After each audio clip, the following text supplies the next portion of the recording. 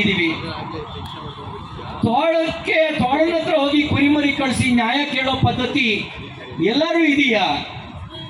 ಆದ್ರೆ ನೀವಿವತ್ತು ಒಕ್ಕೋಡಿ ಕೊಟ್ಟಿರೋ ಅಧಿಕಾರ ತೋಳನ ಹತ್ರಕ್ಕೆ ಹೋಗಿ ಕುರಿಮರಿ ನ್ಯಾಯ ಕೇಳಬೇಕು ಅಂತ ಹೇಳ್ತೀರಲ್ಲ, ಇದಕ್ಕಾಗಿ ನೀವು ಲಾ ಓದ್ಬೇಕಿತ್ತ?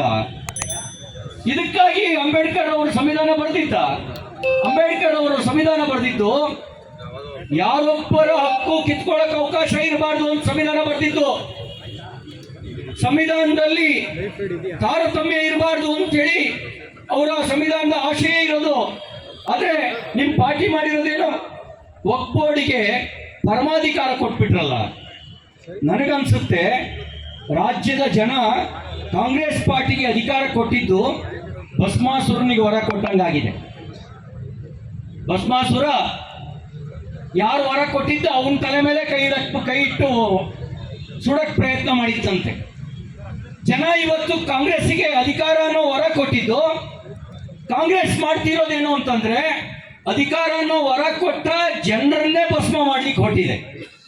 ಭಸ್ಮಾಸುರನ ಪಾತ್ರವನ್ನ ಕಾಂಗ್ರೆಸ್ ಪಾರ್ಟಿ ನಿರ್ವಹಿಸ್ತಾ ಇದ್ರೆ ಬಕಾಸುರನ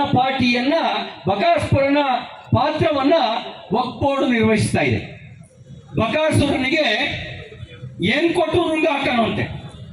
ಈ ವಕ್ಫ್ ಬೋರ್ಡ್ ಅನ್ನೋ ಬಕಾಸುರ ರೈತರ ಜಮೀನನ್ನು ನಮ್ದು ಅಂತ ಹೇಳ್ತಾ ಇದೆ.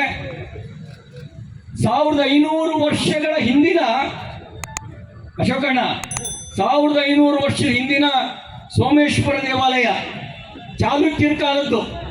ಆವಾಗ ಜಗತ್ನಲ್ಲಿ ಇಸ್ಲಾಂ ಇರಲೇ ಇಲ್ಲ, ಅಲ್ಲಾನೂ ಇರಲಿಲ್ಲ. ಈಗ ಹೇಳ್ತಾನಲ್ಲ ಜಮೀರ್ ಅಹಮದ್, ಅದು ಅಲ್ಲಾನಿಗೆ ಸೇರಿತ್ತು ಒಂದ್ಸರಿ. ಇಲ್ಲ ಸ್ವಾಮಿ, 1500 ವರ್ಷದಿಂದ ಅಲ್ಲಾನೂ ಇರಲಿಲ್ಲ. ಯಾರು ಹೇಳಿದ್ದು? 1500 ವರ್ಷದಿಂದ ಅಲ್ಲಾನೂ ಇರಲಿಲ್ಲ. ಅಲ್ಲಿದ್ದಿದ್ದು ಪರಮೇಶ್ವರ, ಸರ್ವೇಶ್ವರ.